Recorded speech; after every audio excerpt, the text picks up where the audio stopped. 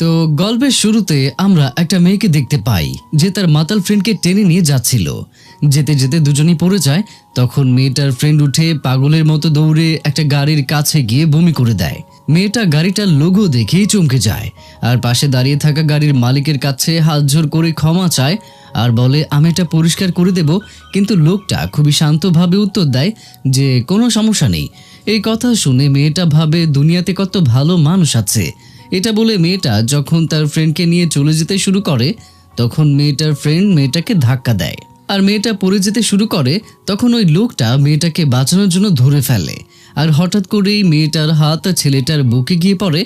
তখনই ওই লোকটার মুখ থেকে একটা জাদুর লাল মতি বের হয় আর সেটা সোজা মেয়েটার মুখে চলে যায়। মেয়েটার কাছে মতির টেস্ট এতটাই অদ্ভুত লাগে যে সে বেহুশ হয়ে পড়ে যায়। পরের দৃশ্যে আমরা দেখতে পাই যখন মেয়েটার জ্ঞান ফেরে তখন মেয়েটা দেখে সে ওই লোক